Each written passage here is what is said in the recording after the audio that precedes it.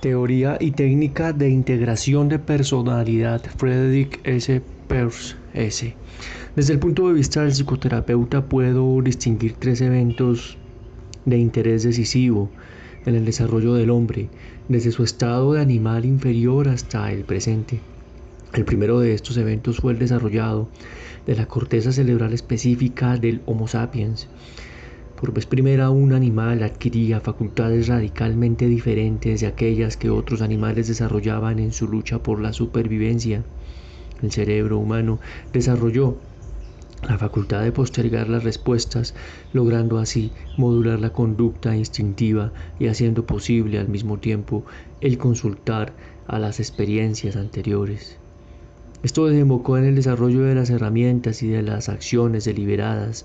Dicho de otro modo, en esa etapa, la capacidad deliberante del hombre vino a dar apoyo a su conducta instintiva, espontánea, destinada a la gratificación de sus necesidades organísmicas y a su autodefensa. La segunda etapa comenzó cuando al hombre se le exigió usar su capacidad de deliberar, ya no para apoyar a su conducta instintiva, sino para encauzarla. Esto ocurrió en una época en que la supervivencia de la sociedad asumió más importancia que la del individuo. Así entonces los instintos fueron meramente encauzados y canalizados. No estaba aún la tendencia a eliminarlos como algo malo. El tercer periodo comenzó con la filosofía griega, cuando el hombre se tornó consciente de sí mismo como objeto y al mismo tiempo descubrió la mente, comenzando con la noción cristiana del pecado por pensamiento. El hombre volcó su fuerza de voluntad contra sí mismo, olvidando cada vez más que sus necesidades organísmicas son la tierra misma en la que florece. Había nacido la dicotomía que en un estudio tiempo ha alcanzado un estado que derrota su propio propósito. El individuo de nuestro tiempo ya no vive para el beneficio de la sociedad de la que es parte, sino por el amor a la producción de máquinas y dinero. Tanto el desarrollo personal como la iniciativa y otras características primarias son proyectadas.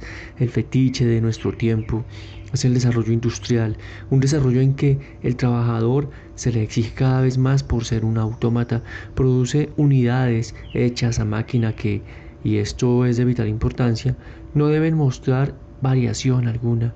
En este proceso, tanto el individuo como la sociedad están perdiendo rápidamente su potencial de supervivencia. La dicotomía de la personalidad humana puede ser abordada desde tres ángulos distintos. Desde el punto de vista de la estructura dualista de la personalidad, de la conducta dualista y del lenguaje dualístico, el hombre podría recuperar su valor de supervivencia si estos dualismos pudieran ser reintegrados, si pudiera crear un lenguaje unitario y una cantidad suficiente de personalidades unitarias. Ya somos individualmente capaces de hacer lo último, pero estamos lejos de poder producir personalidades unitarias en la línea de armaduría. El requisito esencial para la reintegración sería la producción de una herramienta adecuada, y este instrumento tendría que ser el lenguaje unitario. Tanto Leonardo da Vinci como Goethe, Freud y Einstein comenzaron con la estructura misma de los hechos y mantuvieron siempre el contacto primario con el mundo no verbal, verbalizando solo a posteriori lo que había descubierto. Cuán diferente es el modo como la mayoría de nosotros abordamos las cosas. Comenzamos con las palabras. Escuchamos palabras como complejo, represión, líbido, obsesión, esquizoide. Luego tratamos de comprender el significado de estas palabras y nos lanzamos en la búsqueda de los hechos confirmatorios. Exclamamos entusiasmados: Freud tiene razón, estas cosas realmente no existen. O bien, si no nos gusta lo que encontramos, nos tornamos parafreudianos, aceptando partes y trozos aquí y allá y rechazando otros.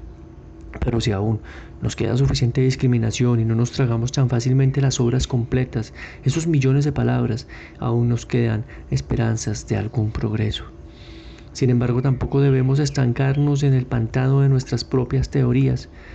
No debemos dejarnos engañar por aquellos pensadores de dos lenguas, locuaces y comportamentalizados, que en un momento nos dice que el mismo maestro consideraba sus ideas como meras teorías y que al momento siguiente reacciona con indignación cuando exponemos nuestras propias ideas acerca de la libido y de algunas otras parecidas etiquetas de su jerga. A causa de la importancia del problema del lenguaje, Es importante que tratemos de entenderlo. ¿Qué hace el lenguaje tan atractivo y a la vez tan oculto? ¿Puede uno concebir un medio a través del cual sea posible penetrar el velo lingüístico que esconde a la realidad? Volveremos a nuestra creencia en la magia o denunciaremos la ineficiencia del lenguaje. Finalmente, ¿es nuestro lenguaje adecuado para la tarea que hemos empleado? ¿La integración o más bien la reintegración de los seres humanos? Nuestro lenguaje actual parece ser un instrumento totalmente inadecuado para esta tarea. Si esto es verdad, ¿qué desventaja? Después de todo, el lenguaje es nuestra herramienta profesional y ciertamente toda persona de oficio se ve seriamente impedida si sus herramientas son pobres. Mientras el cirujano mejora su técnica, el físico construye mejores ciclotrones, el médico usa drogas más eficientes, el agricultor mejora sus implementos, nosotros aún tratamos de hacerlo imposible, integrar personalidades con la ayuda de un lenguaje no integrativo, un lenguaje unitario que podría crear o provenir de personalidades unitarias es una condición sine qua non para una estructura social o personal integrada, pero hoy el desarrollo de tal lenguaje está aún en su infancia. Entre otros, Korsbisky y L. White están abocados a la tarea de crear un lenguaje unitario. En la actualidad somos personalidades disociadas, dualistas, con un lenguaje dualístico, una mentalidad dualística, con una existencia dualística. La profunda división en nuestra personalidad, el conflicto entre conducta deliberada y espontánea, es la característica sobresaliente de nuestro tiempo. Nuestra civilización se caracteriza por la integración técnica y el deterioro de la personalidad. Las estadísticas de la producción industrial y de los desórdenes de la personalidad muestran un incremento paralelo. Si fuese correcta la suposición de que la división de la personalidad es la norma e incluso sea quizás un producto inevitable de nuestro tiempo, entonces emergen dudas de si es posible una integración. De ser posible, habría que preguntarse si esa integración tiene o no valor de mercado o al menos valor de supervivencia. Si una personalidad integrada o como prefiero llamarla, una personalidad unitaria, llegara a tener un lenguaje unitario, ¿qué grado de entendimiento lograría con aquellos que usan el lenguaje dualístico actual? Los ejemplos de Heráclito, Spinoza, Bach, Goethe, que eran personalmente unitarias, son evidencia de que no se trata solo de una meta fantástica. Por otra parte, Freud, como Beethoven, era un gigante dualístico. Produjo un sistema científico aparentemente equilibrado de fuerzas opuestas, incluso al costo de tener que introducir su misterioso instinto de muerte, pero no logró ese grado de unificación con su propia personalidad. De ser así, habría visto dualidades como aspectos diferentes del mismo fenómeno en lugar de como contradicciones irreconciliables. Veamos algunos de los dualismos prevalentes, por ejemplo, la concepción de cuerpo y mente. Los filósofos trataron de juntarlos en su paralelismo psicofísico. Se considera que las enfermedades tienen causa, ya sea psicológica u orgánicas.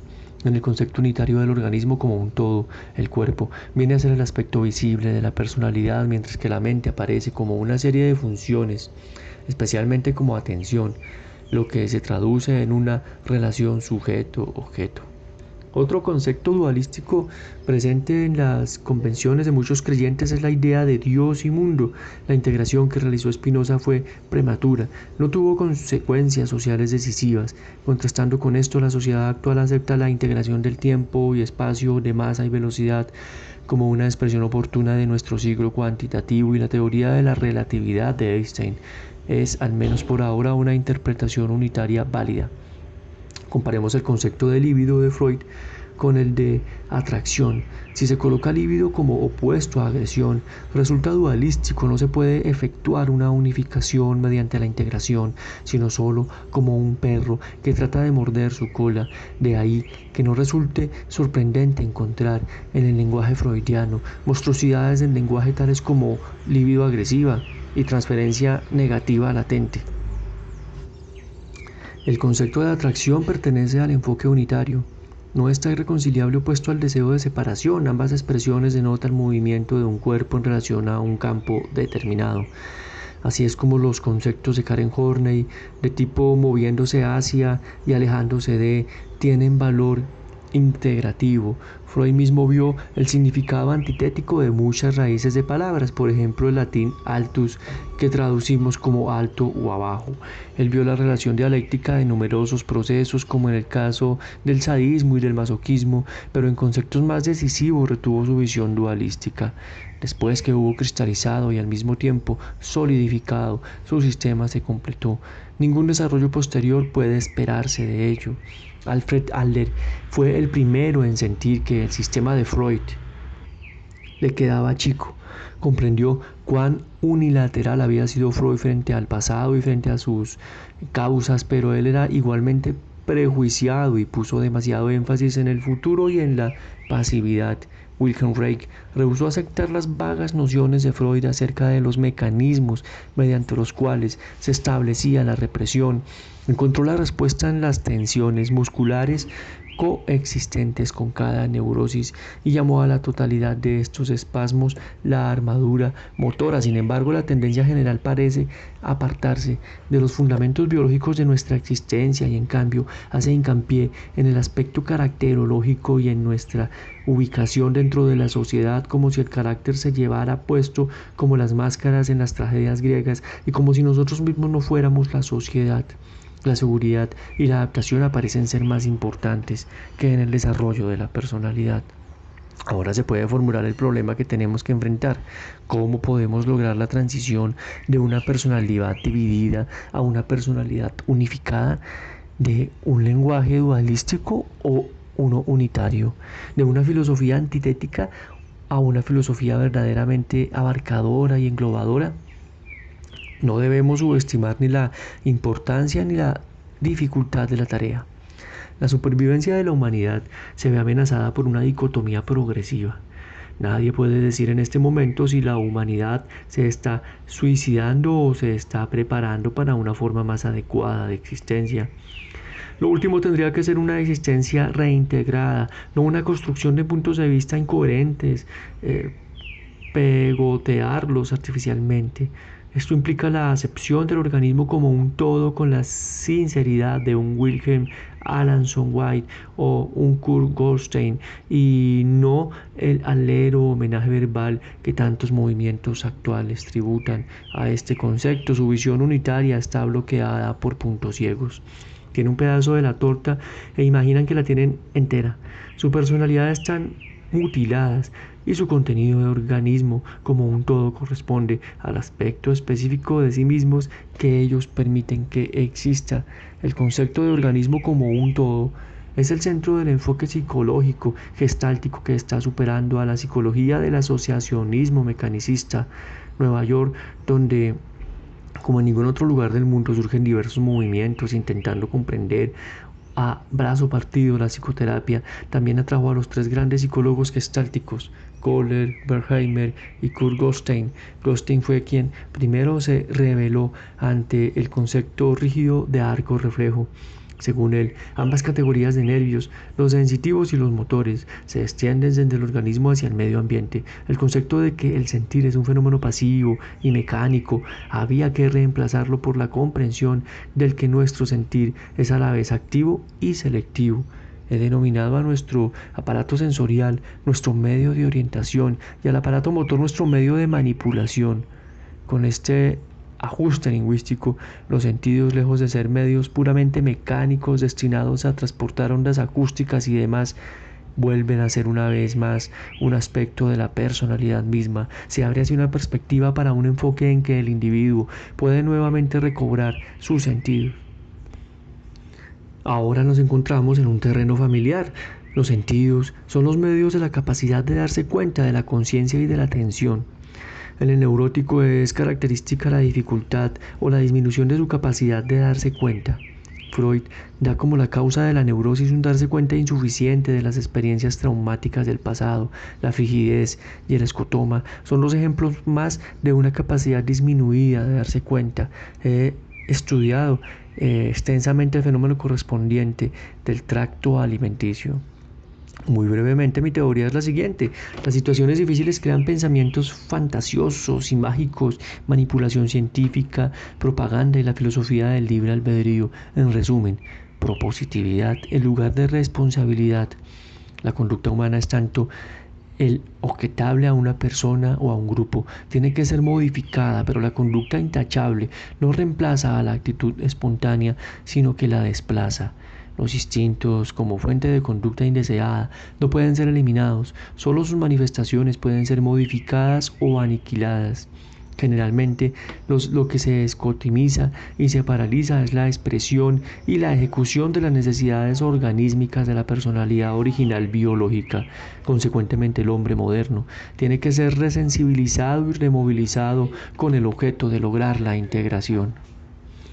Si partimos con la idea de correlacionar el sistema nervioso sensomotor con la orientación y la manipulación, llegamos a una secuencia de interdependencias que comienzan por la rápida reacción automática, el así llamado reflejo, y que progresa hacia las respuestas retrasadas de orden medio y superior.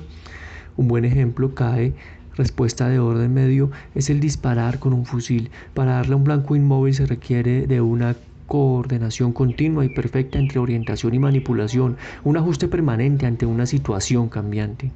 En este ejemplo, ya se ve claramente la capacidad del cerebro humano de retrasar y aplazar la acción. Escalando la ladera de las abstracciones, llegamos a las actividades de orden superior como hacer planes, teorizar y finalmente filosofar. Cada teoría, cada filosofía es un mapa del que tomamos nuestra orientación para nuestras acciones. Un mapa adecuado es aquel que representa la realidad tan fielmente como sea posible en un momento determinado. Sin embargo, si uno abre un atlas, encuentra toda clase de mapas. Algunos dan una orientación acerca de la geografía de un país, otros nos dicen acerca de su situación etnográfica o política. Además, uno puede obtener información acerca de los movimientos, de los vientos, de datos económicos o cualquier otro aspecto de la realidad en que uno esté interesado. En otras palabras, para el ser humano no existe la realidad del per se, es algo diferente para cada individuo, para cada grupo, para cada cultura. La realidad está determinada por los intereses y necesidades específicos del individuo. Todo está influyendo. Solo después de habernos asombrado por la infinita diversidad del proceso que constituye el universo podemos entender la importancia del principio organizador que crea orden del caos, principalmente la formación figura-fondo, cualquiera sea la necesidad más destacada del organismo. Esta hace aparecer a la realidad como tal, hace emerger como figuras objetos que corresponden a diversas necesidades, evoca nuestro interés, atención, catexis o como quieran llamarlo. Lleven el Herald Tribune del domingo a una familia numerosa y observan la diversidad de intereses. El padre busca orientación en la selección de negocios, mientras que la madre ojea liberalmente el diario de ventas de saldos. Alec busca ejemplos de apremios de clases oprimidas, mientras que Jack se entusiasma con el partido de fútbol. La tía Jamie se abandona la columna de funciones. Los mellizos pelean por las tiras cómicas. El hecho más importante acerca de la formación de figura a fondo es que si una necesidad es satisfecha genuinamente, la situación cambia. La realidad pasa a ser una diferente de la que era mientras la situación se mantenía inconclusa. Una neurosis se caracteriza siempre por una gran cantidad de situaciones incompletas. El paciente no se percata de ellas o es incapaz de superarlas, lo que significa que está limitado en su orientación o en su manipulación o en ambas. El organismo sano acomete con todas sus potencialidades hacia la gratificación de sus necesidades más destacadas. Apenas una tarea se completa y concluye, esta retrocede al fondo y permite que emerja hasta el primer plano, la que ahora se ha vuelto más importante. Este es el principio de la autorregulación organísmica. Wilhelm Reich se refirió a este principio en relación al orgasmo y lo contrastó con el principio de regulación moralística. Yo preferiría llamar a este el principio de regulación deliberada. La filosofía del terapeuta determina su enfoque específico. El sacerdote purificará el alma con métodos que aumentan la conciencia de la pecaminosidad de los actos prohibidos. El médico intentará cambiar la conducta mediante los bromuros. El brujo aplicará magia. El freudiano se ocupará de la extracción del trauma infantil. El adleriano intentará insuflar confianza en sí mismo a su arrogante paciente, enfermo de inferioridad. Si una escuela determinada considera las inconsistencias de carácter como la raíz de todos los males, se empeñará en reconciliarlas. Si la falla está en el sistema de sí mismo, su estabilización traerá seguridad en las relaciones interpersonales. Si el orgasmo sexual perfecto produce la personalidad perfecta, el esfuerzo terapéutico se concentrará en esa dirección. Y si la incompleta capacidad de darse cuenta y la inmovilidad, como lo sugiero, son los chivos emisarios del desorden de personalidad, el método en cuestión será la resensibilización del darse cuenta de la pareja, figura a fondo y la removilización de todas las potencialidades de la personalidad. Esto incluye la armonización de las actitudes tanto espontáneas como deliberadas. La meta última del tratamiento puede formularse así: tenemos que lograr aquel grado de integración que facilita su propia evolución consiguiente. Esto está en concordancia con el hecho de que la persona disociada está inhibida e incluso degenerado en su desarrollo. Dicho de otro modo, el criterio de un tratamiento exitoso es el logro de aquel grado de integración que facilita su propio desarrollo. A veces basta con un hoyo pequeño abierto en una acumulación de nieve para drenar el agua. Una vez que el drenaje ha comenzado, el goteo se amplía por sí mismo, facilita su propio desarrollo.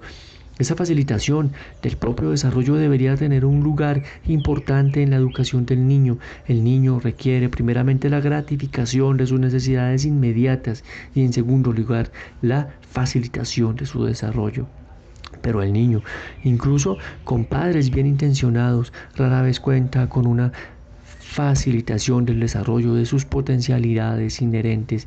Tiene que ser moldeado de modo que cuente con la aprobación de sus padres y de la sociedad. Esto implica dos clases de procesos: el deterioro de algunas actitudes y el desarrollo artificial de otras. La personalidad espontánea es suscitada por una personalidad deliberada. En el nivel conductual, vernos operar entonces el mismo dualismo que discutíamos respecto a nivel lingüístico. Lo espontáneo y lo deliberado luchan entre sí, produciendo conflictos inconscientes, distorsiones e incomodidad en nuestra civilización, mientras que la integración de la espontaneidad y lo deliberado podría producir hombres capaces de autoexpresión y autorrealización. Ya sea que uno llame a estas actitudes deliberadas voluntad, conciencia o llenar expectativas, no significan necesariamente una inconsciencia dentro de la personalidad o un conflicto con el ambiente, pero conducirán a dicotomías si están en conflicto con los niveles más profundos de la personalidad, es decir, si conducen a la producción y acumulación de situaciones incompletas dentro de la personalidad. Las situaciones incompletas claman por ser solucionadas, pero si son excluidas del darse cuenta, el resultado serán los síntomas neuróticos y la formación del carácter neurótico. El hombre es parte de la naturaleza. Es un acontecimiento biológico, por lo tanto la sociedad es también parte de la naturaleza. El hablar es un evento temporoespacial, también lo es el pensamiento. Toda noción abstracta es tan proceso como la visualización de un objeto. La acción deliberada, el autocontrol, la conciencia son al mismo tiempo funciones sociales biológicas. La reintegración puede ser exitosa solo si toda actividad humana, tanto deliberada como espontánea, tanto los pensamientos como los instintos, son considerados y tratados como procesos biológicos. Aún a riesgo de ser redundante, este tema merece elaboración. Un sistema es, al igual que un libro, una precipitación de procesos. Los procesos se observan, verbalizan, escriben, vender, imprimir, los procesos de hacer papel, tinta, tipo, los procesos de distribuir, promocionar y muchos más hacen un libro. Una vez que ha tomado forma, puede participar de una variedad de otros procesos posteriores. Puede transformarse en un proyectil para ser arrojado a otro, en un objeto para canjear por un poco de comida, algo con lo que uno se puede lucir o algo para esconder de sus padres, algo para ser quemado por los nazis, incluso puede llegar a ser algo para leer. En este último caso la cantidad de procesos receptivos es considerable y van desde la contemplación a la introyección e incluso a la digestión y a la asimilación. Del mismo modo, un síntoma neurótico es la precipitación de muchos procesos. Por ejemplo, un dolor de cabeza histórico puede ser el resultado final de este quisquilloso de querer llorar y de ser heroico al respecto hasta el punto de tensar los músculos oculares y con ello producir el dolor. Un síntoma como ese puede ser usado para obtener simpatías, una aspirina o un examen neurológico completo. También puede ser analizado y los procesos contribuyentes pueden ser integrados. La experimentación funcional y evolutiva son características de la vida orgánica global. El bebé experimenta con sonidos, el gatito con la firmeza de las ramas que quiere trepar, el escolar experimenta con su profesor, cómo engañarlo o cómo estar en la buena con él. Una vez que ha desarrollado actitudes que parecen funcionar adecuadamente, prosigue con otros experimentos. El neurótico se caracteriza siempre por funciones inadecuadas, principalmente en la forma de actividad innecesaria. Esto es particularmente obvio en el neurótico obsesivo, pero todos los rasgos del carácter neurótico son de una naturaleza rígida y compulsiva, en contraste con la actitud experimental que es a la vez sana y elástica. El mal funcionamiento del neurótico se hace manifiesto en esta falta de autoexpresión genuina. No se puede revelar frente a sí mismo y menos aún frente a otros. Consecuentemente, sus relaciones interpersonales y su desarrollo se deteriorarán cada vez más. ¿De qué técnica se dispone actualmente para integrar la personalidad de nuestros pacientes, es decir, para restaurar el balance organísmico y abrir el camino para una autorrealización productiva? Los experimentos de Freud con la histeria lo hicieron rescatar finalmente la técnica de la hipnosis y desarrollar un procedimiento que ahora es seguido rígidamente por la escuela clásica. Su espíritu de pionero estará ahora más a tono con el movimiento no ortodoxo que con el movimiento ortodoxo. La naturaleza experimenta prodigiosamente. Muchas de las especies e individuos que producen no manifiestan valor de supervivencia y de hecho no sobreviven. De la misma forma, muchos de nuestros intentos por encontrar una solución abortarán, pero un movimiento que ha petrificado es un absurdo, una contradicción en sí misma. En tanto no enfrente las situaciones cambiantes y no asimile cualquier conocimiento valioso disponible fuera del templo de su doctrina, cesará de ser un factor en el desarrollo de la humanidad. El psicoterapeuta que escotomiza la semántica y la psicología gestáltica, por mencionar solo dos herramientas desarrolladas desde Freud, estará pronto quedándose atrás. Actualmente mi técnica está basada en la función y el experimento. Lo que haré el próximo año no puedo predecirlo. Nuestra meta es la integración y el procedimiento analítico es solo uno de los muchos instrumentos que se dirigen a este fin. Trato de averiguarlo todo lo posible acerca de los desórdenes de la personalidad del paciente mediante la observación y la discusión. En la primera entrevista se pondrá de manifiesto una que otra disociación. Aparecerá mientras cierta angustia, cierto hablar en torno al tema proporcionará la oportunidad de mostrarle la existencia de conflictos aún no percibidos. Estos conflictos solo tienen una pauta, la pauta identificación, alienación, es decir, el paciente se identifica con muchas de sus acciones, ideas y emociones, pero dice violentamente no a otras. La integración requiere una identificación con todas las funciones vitales. Cada intento de integrar está destinado a traer al primer plano algún tipo de resistencia y es esta resistencia la que persigo y no el contenido del inconsciente. Cada resistencia que es cambiada en asistencia de la personalidad es una noble ganancia, ya que libera tanto al carcelero como al encarcelado.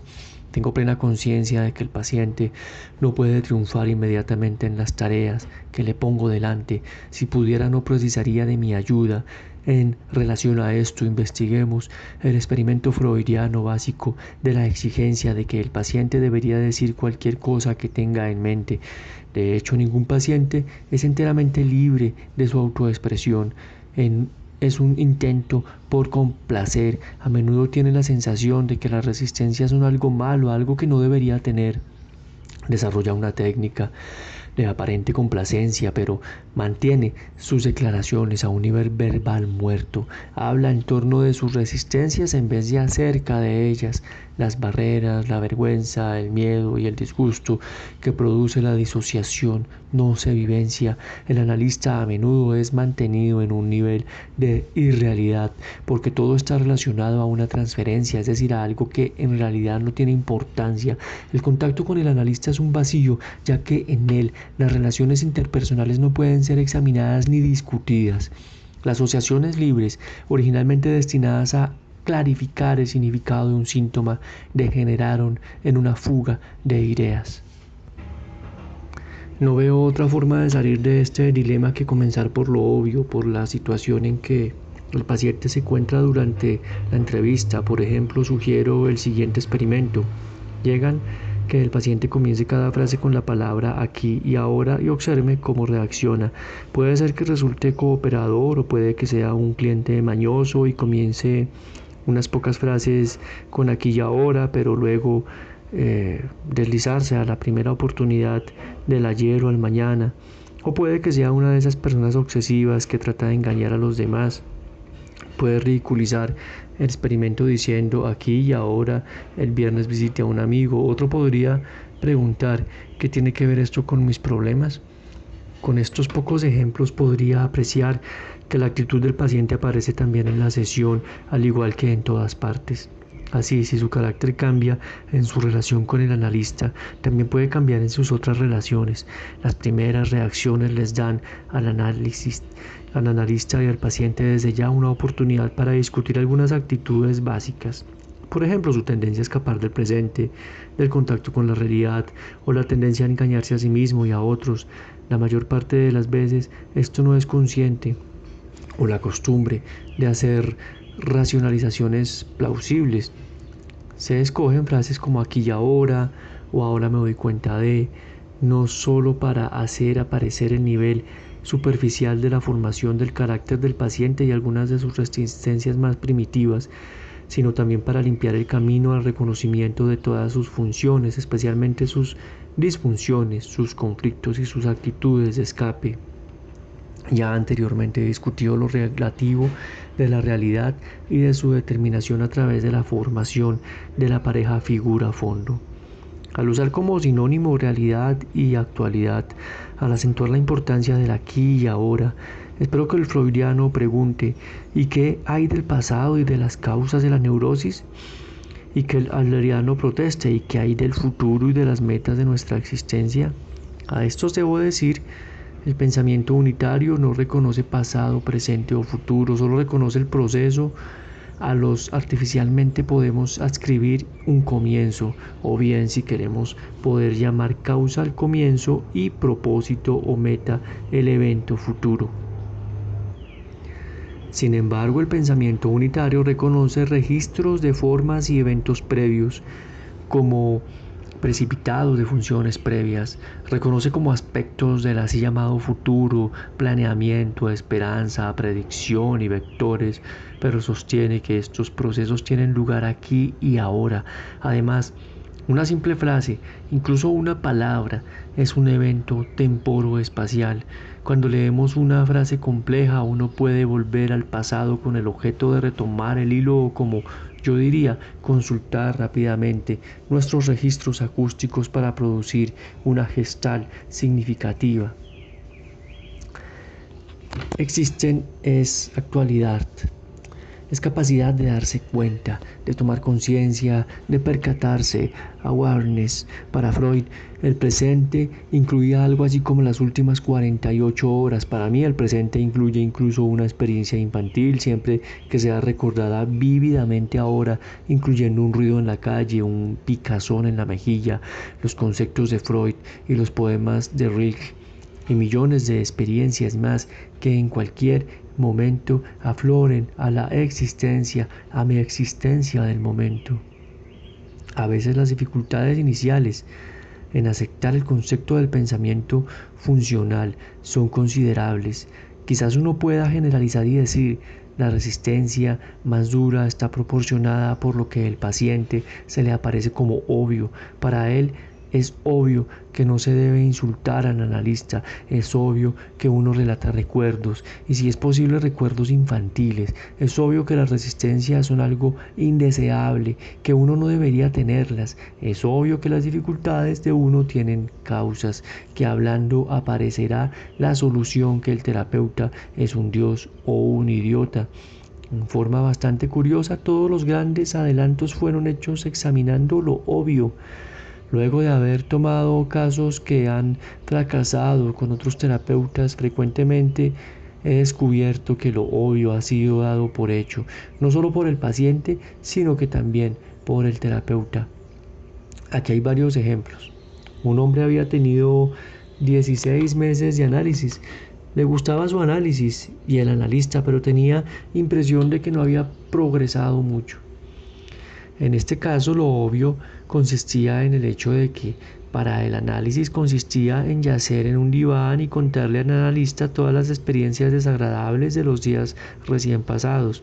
Esta actitud obvia era su forma de preservar el statu quo, es decir, sacar afuera cualquier cosa que no pudiera tolerar, en vez de abordar las experiencias desagradables y beneficiarse de ellas, se las tragaba y luego las vomitaba en sus sesiones analíticas. No se daba cuenta de que engullía todo su alimento físico y mental, pero sí estaba consciente de sus problemas estomacales. No se daba cuenta de que no asimilaba sus experiencias, pero sabía que tenía dificultades en comprender el mundo. Una señora que tenía considerable experiencia como psicoterapeuta se tiró en el diván tiesa como un cadáver, hablando como un autómata y produciendo asociaciones completamente irrelevantes para su vida del presente. Se desanimaba al percatarse que yo no me interesaba en el material que producía, sino solo en el cómo lo producía.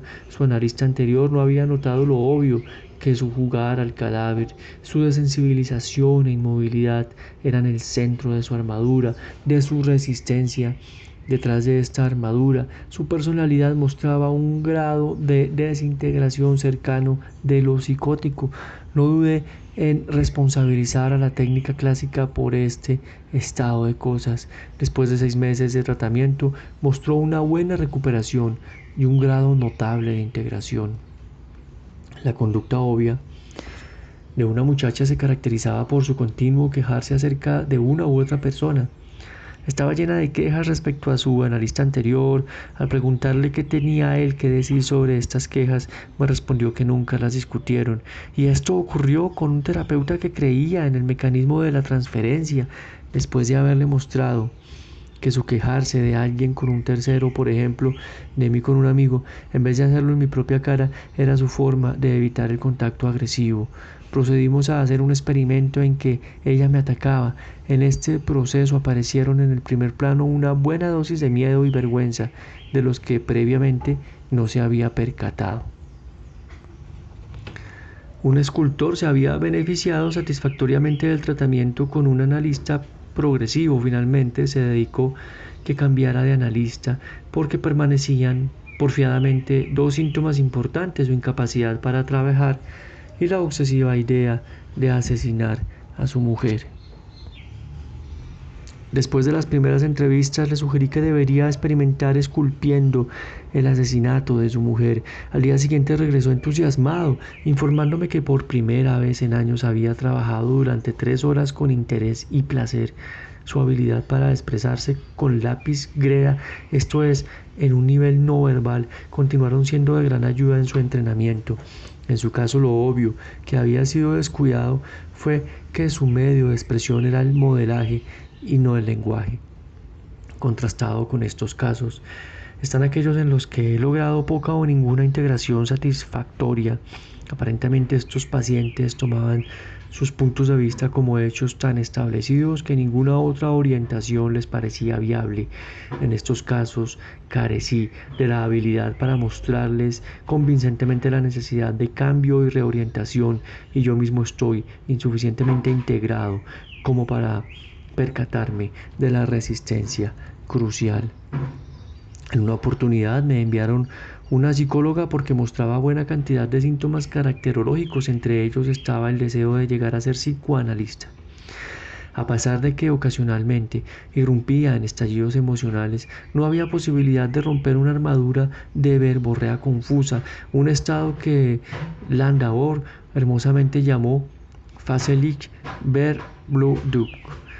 Rehusó a aceptar su necesidad de tratamiento personal. Finalmente nos separamos después de que ella decidió que no podía pagar un análisis terapéutico, aunque estaba dispuesta a invertir dinero para obtener la vida fácil y glamorosa de un psicoanalista. Actualmente estoy tratando 2 casos que parecen dudosos. Uno es un hombre paranoide, el otro es una joven cuasi esquizoide. El eslogan para la vida del primero es: mejor ser importante que sano. El de la joven es mejor ser inteligente y loca que sana y estúpida. En ninguno de estos casos he sido capaz de obtener una cooperación satisfactoria. Cualquiera que sea el experimento que le sugiera al primero, este demuestra que lo puede hacer y lo deja hasta ahí.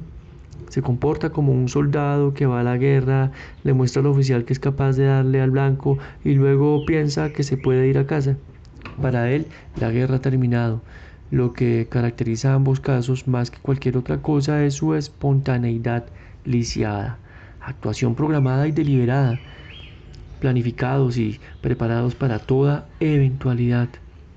En resumen, el pensamiento futuriático ha llegado a ser el enfoque obvio de la vida, así el contacto con lo que está presente en este momento pierde todo su significado. Ambos están la mayor parte del tiempo fuera de ellos mismos y no dentro de ellos mismos. No están allí enteros, en el verdadero sentido de la palabra. Una vez que uno ha trabajado la resistencia básica del carácter, la batalla está ganada. No se trata de que el paciente pueda rescatar plenamente su capacidad de darse cuenta por sí mismo, sino que desde ese punto la creencia integración invierte el círculo vicioso de la neurosis. Cada vez más el yo en contra del tú se transforma en un nosotros. En particular, la segunda fase, el reconocimiento de las tensiones motoras de la armadura muscular del rey, puede evocar el interés del paciente. Muchos neuróticos son dados a la hipocondría y a otras formas de introspección. Y esta fase del tratamiento les da plena oportunidad para autoobservación y al mismo tiempo una técnica para enfrentarse con ciertos síntomas gruesos como el dolor de cabeza, dolor de espalda o estados angustiosos, incluso aplicando el método básicamente equivocado, el de la relajación, experimenta lo que él aparece, resultados milagrosos. Una señora contrató conmigo después de que su analista anterior interrumpió el tratamiento a causa de su actitud negativa y agresiva.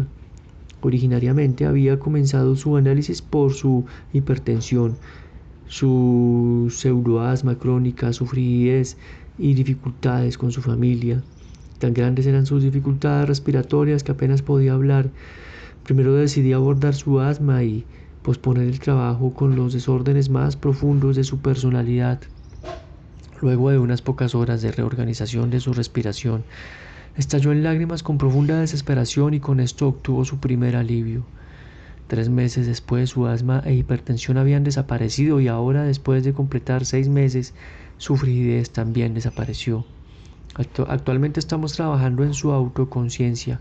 Hubo un experimento que en particular le hizo sentir claramente el mecanismo de su armadura. Se sentía relativamente tranquila a 3 metros de mí. Al acercarse se tensaba cada vez más y se relajaba nuevamente al alejarse. Esta reacción funcionaba de una manera completamente automática. Fue necesario hacerla darse cuenta de visualizar el acercamiento de alguien producía el mismo efecto y irás aún. No solo estaba tensa, sino que también estaba sofocando algo. Además de Reich, hay una cantidad de otras escuelas que abordan el organismo desde el aspecto funcional o fisiológico o en un lenguaje dualístico que hace análisis de lo corporal. Están al igual que los puramente psicologistas condenados al trabajo de Sísifo de la situación incompleta e interminable. No tienen y no lo tienen. Un cierto nivel de integración es posible, están justificados en su trabajo porque es correcto, pero no se percatan de la unilateralidad, de lo incompleto y por lo tanto de la naturaleza no integrativa de su trabajo. Por supuesto que todos ellos claman, como muchos psicologistas y semanticistas, de que tratan al organismo como un todo. Todos estos movimientos, como las escuelas de F.M. Alexander, Exa Gingler y Jack son famosos por su enfoque "usted debe relajarse", proporcionará ayuda a cualquier clase de buena psicoterapia.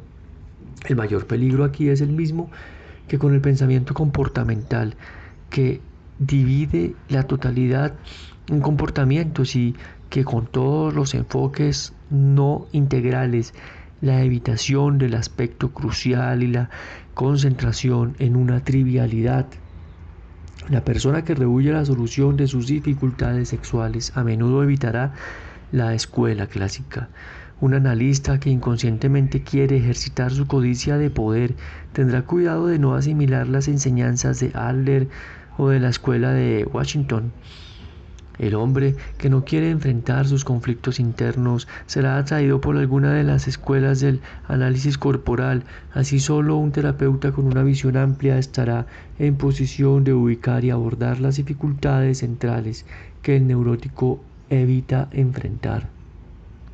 Típico de las actitudes no integrales es el fetiche de la relajación. Desde luego que un paciente puede avanzar bastante aprendiendo a relajarse, pero volverá a estar tenso nuevamente en cada situación donde la relajación no sea figura.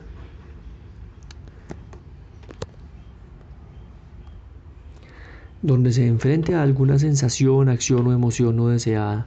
A nuestro paciente no le es fácil aprender que no se le está exigiendo que se relajen deliberadamente, sino que lleguen a darse cuenta del conflicto interno, del cual la atención es solo una parte. Esto nos lleva a la etapa siguiente de la integración. Como siempre, esta subdivisión en etapas es artificial y frecuentemente los diferentes estadios se traslapan. En esta etapa del paciente debes familiarizarse con la estructura de sus conflictos internos y externos y con el concepto de aceptación-rechazo. En el periodo anterior debió haber aprendido que la conciencia está en un flujo constante, excepto durante el sueño o en trance.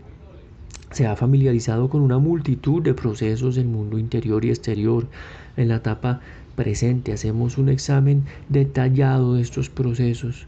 ¿Cuáles son espontáneos? ¿Cuáles ha inventado con el objeto de complacer las expectativas del analista o su idea del tratamiento?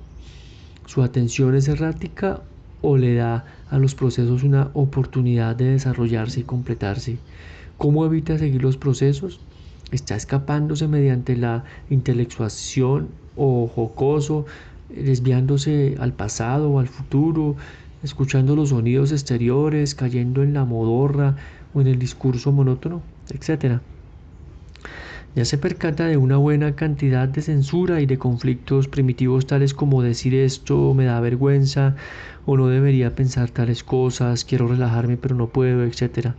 La dificultad principal está en que se identifica principalmente con el censor. A él le resulta obvio que no debería criticar a su dolor, que los demás deberían tener una buena opinión de él, que está permitido herirse a sí mismo pero no a los demás. Sin embargo, trabajando sus tensiones musculares está llegando a percatarse mucho más de la estructura de muchos de sus conflictos, por ejemplo, sus esfuerzos por suprimir el llanto, por suprimir la rabia y así sucesivamente. El paciente aprende pronto que la censura se hace sobre la base de un principio muy simple, la aceptación y el rechazo. También aprende mediante la experimentación a aceptar más de sus motivaciones y deseos. Se da cuenta de que aceptando y expresando sus emociones puede obtener alivio catártico y finalmente que sus ideas de aceptación y rechazo están en gran medida correlacionadas a su forma de orientación, es decir, a su necesidad de ser aceptado y su miedo al rechazo. Está asombrado de que a pesar de su gran necesidad de aprobación, ni las de los otros signos de aceptación tiene un efecto duradero, pero los rechazos sí que le preocupan y le duelen por largo tiempo. Esta aparente inconsistencia es producto de la tendencia típicamente neurótica de dejar inconclusas muchas situaciones. Si aprende a escuchar el lenguaje y figura a fondo del organismo y a actuar de acuerdo con este confiable medio de orientación, esto es, completando la situación incompleta, entonces será capaz de restaurar el equilibrio de su personalidad y pavimentar el camino para un desarrollo productivo. Veamos dos ejemplos sencillos de situaciones incompletas. La urgencia de orinar y una carta importante por contestar. Uno podrá rechazar la urgencia por un tiempo, pero el conflicto entre retener y eliminar significará un gasto mayor de energía que concluir la situación de una vez por todas, lo que no tomará más que unos pocos minutos. Lo mismo se aplica a la carta. La contestación puede permanecer en nuestra conciencia por días y semanas, mientras que el escribirla no tomará más de una hora. rara vez la situación terminará por sí sola, por el mero paso del tiempo y por lo general ya no será en nuestro beneficio. La modorra es un síntoma frecuente de situaciones incompletas, también lo son los sueños. Probablemente la parte más importante de un sueño es su final. A menudo los sueños van hacia solución de un problema, pero el soñador no puede soportar la toma de conciencia ni siquiera durante el sueño y prefiere despertar antes de concluir el sueño. Por lo tanto, despierta antes que su esposa se estrelle en el pavimento en un sueño en que ella cae por la ventana o antes de penetrar a la vagina en un sueño erótico. La fase siguiente bien podría ser llamada frase de reorientación topológica y de reorganización del lenguaje. La orientación topológica se ocupa de tres procesos: la introyección, la proyección y la retroflexión. En este artículo, estos interesantes conceptos solo podrán ser tratados muy superficialmente. En realidad, cada uno requiere de varios capítulos. Los tres fenómenos son síntomas de alta integración, de falta de integración. Respecto a la introyección, estoy en desacuerdo con Freud, quien veía como fenómeno patológico solo a la introyección total, considerado a la introyección parcial como un proceso saludable que proporciona los ladrillos con los que se construye el ego. Yo sostengo que cada introyecto, sea parcial o total, es un cuerpo extraño dentro del organismo. Solo la destrucción completa, como preparación para la asimilación, aporta algo al mantenimiento y al desarrollo del organismo. La destrucción no significa aniquilación, sino la ruptura de la estructura del alimento mental o físico. Freud decide que no basta con traer material a la conciencia, también debe ser elaborado. De acuerdo a mi propio análisis de las funciones alimenticias, he visto que no basta con regurgitar el material no digerido, también debe ser remasticado, de modo que el proceso digestivo pueda ser completado. Esto era ciertamente así para el paciente descrito anteriormente, que aniquilaba los eventos que no podía digerir, trayéndolos a la consulta. La cura implica resensibilización del paladar muerto, llegar a darse cuenta de la barrera del disgusto, removilizar de la mandíbula agarrotada y un volcamiento de la agresión en el morder y masticar. El aspecto topológico con respecto a la proyección es obvio, pero requiere una consideración especial. ¿Cómo se llega a que una parte de la personalidad que debería vivenciarse como perteneciente a la estructura personal sea alienada y tomada como perteneciente al mundo exterior? El niño vive en confluencia con su ambiente, todavía no ha desarrollado sus funciones de contacto, esto es, no puede diferenciar entre yo e edad y otredad, entre sujeto y objeto, entre proyección y autoexpresión. La confluencia implica la no existencia o el no darse cuenta de la existencia de límites. Es un tomar la unieidad como un hecho establecido. La confluencia en el adulto es fijación sadomasoquista disfrazada de amor. El odio es codicia de confluencia frustrada. El contacto es la apreciación de la diferencia. Límite significa contacto y separación significa individualidad. Si el estado de confluencia no se desarrolla hacia una capacidad para tomar contactos y por desensibilización posterior el límite se quiebra, entonces el mecanismo infantil de proyección permanece. La autoexpresión no se desarrolla, ya que presupone el reconocimiento y la manipulación del límite. Con esta falta de adecuada autoexpresión, una emoción no se expresa ni será descargada, sino que será proyectada y permanecerá emocionalmente conectada con la personalidad. La personalidad se agota y las propiedades proyectadas cesarán de ser instrumentos útiles en la obtención de metas personales. El paranoico permanecerá conectado con su perseguidor a través del odio, el religioso con su Dios a través del temor, ya sea que se proyecte agresión, iniciativa o responsabilidad. En cada caso, el resultado será una personalidad lisiada. Muchos neuróticos proyectan sus tendencias a aceptar o rechazar y por lo tanto No pueden integrar estas funciones en su capacidad de discriminación, permanecen conectados con estas tendencias proyectadas mediante la codicia y el miedo. El mecanismo de proyección se relaciona con el problema lingüístico a través de la proyección de iniciativa y responsabilidad. Nuestros pacientes se vivencian a sí mismos permanentemente en un papel pasivo. Les ocurre un sueño. Son sorprendidos por un pensamiento. Las ideas y las especulaciones se pasean por sus mentes, cerebros o cualquier hueco que escojan. Más específicamente, esto se refiere al paciente que no está dispuesto a identificarse con sus propias actividades, que habla de su mala suerte, del destino, que es víctima de las circunstancias. Si se reorganiza su modo de expresarse desde un lenguaje en que intervienen con frecuencia los pronombres personales de tercera persona a un lenguaje en que predominan pronombres personales en primera persona, se puede lograr una integración considerable. El ajuste lingüístico debe comenzar durante el trabajo sobre su armadura muscular. Solo cuando el paciente se dé cuenta cabal que en realidad no hay espasmos en la base de su espalda, sino que es él quien reprime y ahoga sus sentimientos con la ayuda de cierto grupo de músculos, entonces podrá desarrollar o recobrar sus funciones del yo y tomar contacto con su actividad muscular. Solo entonces podrá liberar sus tensiones deliberadamente, porque el control consciente es indispensable para experimentar con la cantidad de emociones o sensaciones que es capaz de tolerar e integrar. La unidad de la reorganización estructural y lingüística es igualmente esencial. En el tratamiento de la retroflexión es el pan diario del psicoanalista. Coincide aproximadamente con lo que Freud denominó narcisismo secundario. Tengo varias objeciones en contra de este término. En primer lugar, el así llamado narcisismo primario no es un estado patológico. Por el contrario, la falta de él o la falta de un darse cuenta de sí mismo va en detrimento de la personalidad.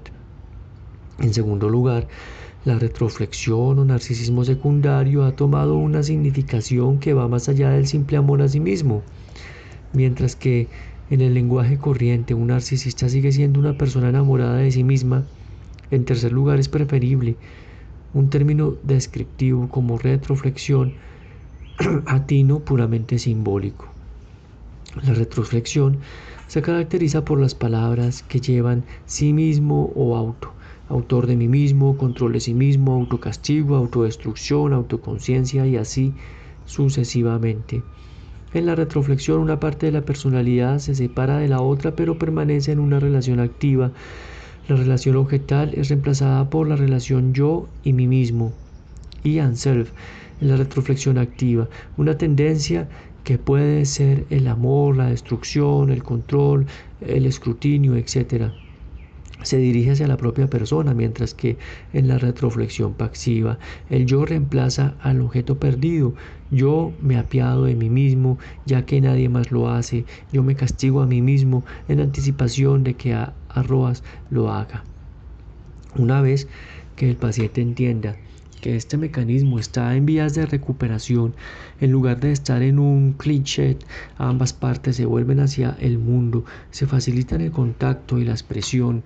El autorreproche coincidirá a la represión y a la resolución impotentes, mientras que el reproche al objeto conducirá al acercamiento al objeto, a un enfrentamiento y posiblemente al término de una situación de resentimiento.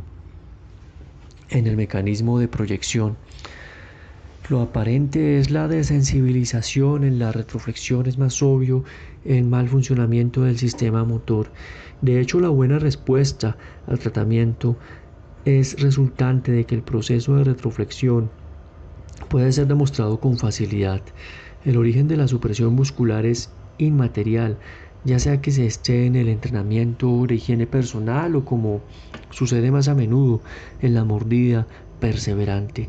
Lo importante es que se han invertido una enorme cantidad de energía motora en inhibir la catarsis y la iniciativa. La mala coordinación muscular se precipita en síntomas que luego constituyen el problema manifiesto: torpeza, conspiración, asma, dolores de cabeza, etc.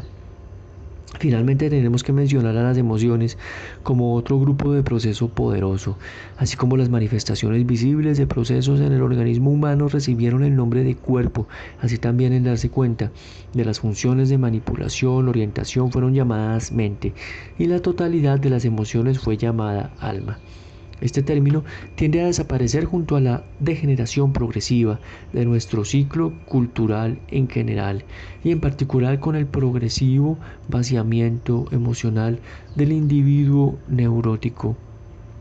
Este vaciamiento deja al individuo y a la sociedad con una inseguridad aún mayor, con la necesidad de reemplazar los medios de orientación biológica por ideas intelectuales, moralismo y perfeccionismo.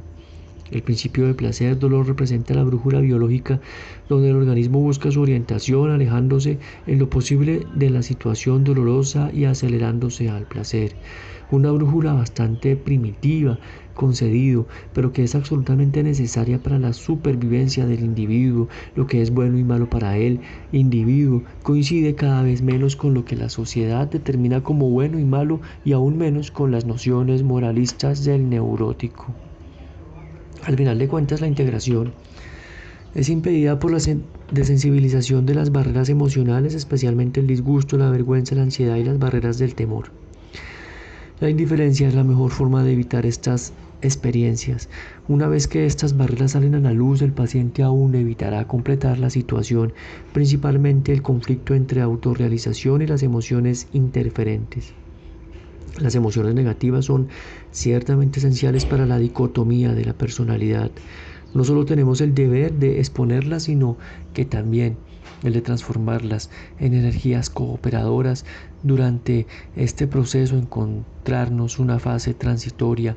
El disgusto vía codicia se transforma en discriminación, la ansiedad vía excitación en un interés específico como la hostilidad, excitación sexual, entusiasmo, iniciativa, etc. El miedo vía la sospecha transforma en experimentación. Esto es una ampliación de las órbitas de la propia vida, y la vergüenza vía exhibicionismo en autoexpresión. El tratamiento ha concluido cuando el paciente ha logrado estos requisitos básicos: cambio de perspectiva, una técnica adecuada de autoexpresión y asimilación, y la capacidad de extender su capacidad de darse cuenta a un nivel no verbal. Es entonces que ha alcanzado el estado de integración que facilita su propio desarrollo y puede ahora ser dejado a salvo consigo mismo. Los cambios que experimenta son, en comparación a su estado previo, que ahora está realmente creciendo, mientras que anteriormente trataba de actualizar su concepto infantil de lo que es un adulto. En lugar de obtener su orientación de su deseo de ser aceptado y su miedo a ser rechazado, ahora es él quien está aceptando y rechazando. En lugar de vivir oscilando entre una confluencia gelatinosa con su ambiente y un completo aislamiento de éste, ahora sabe qué contacto significa aceptación de diferencias. En lugar de vivenciarse a sí mismo como un paria, reconoce que es una célula en un organismo social mayor, y que para ser efectivo en este organismo tiene que funcionar con lo mejor de sus capacidades. Integrará sus relaciones interpersonales ya no mediante un ajuste servil o con el sacrificio de su autorrealización, sino que seleccionando contactos que contribuyan a una existencia rica y productiva. La mayoría de nosotros estamos de acuerdo en que la ciencia de la personalidad está aún en su infancia y que todavía resta mucho trabajo. El periodo de análisis clásico ha concluido. En unas pocas épocas tendrá un mero interés histórico. El periodo actual, que podría ser llamado el intervalo parafreudiano, comenzó con la disensión de Alfred Adler. Se caracteriza por una multitud de reorientaciones prometedoras, pero también por una peculiar inseguridad que se manifiesta en alto grado de intolerancia a existencia hacia las escuelas de diferente orientación. Debe haber una forma de superar este aislamiento estéril y esta mutua intolerancia. Hay un lazo que puede unirnos a todos, el franco reconocimiento de que sabemos muy poco, de que nuestra orientación es tan cruda como lo fueron los mapas de los fenicios, que comparados a otras ramas del conocimiento somos aún principiantes, como lo fueron Hipócrates o Paracelso. Nunca se ha sentido desesperado cuando uno de sus pacientes ha tenido su visión bloqueada por sus propias ideas preconcebidas o por las suyas y no hubiera deseado entonces, por citar a Freud, que él desplegara un escepticismo más benevolente. Sin duda que estará muy feliz si mi artículo lo ha animado a ser benévolamente escéptico tanto frente a sus propias convicciones actuales como a las mías y a hacer la transición desde cualquier dogmatismo compulsivo a la de una actitud experimental, insegura, pero creativa y pionera, para la que no encuentro mejor ejemplo que el coraje de Sigmund Freud. Teoría y técnica de integración de personalidad, Frederick S. Peirce, S. Desde el punto de vista del psicoterapeuta puedo distinguir tres eventos de interés decisivo en el desarrollo del hombre, desde su estado de animal inferior hasta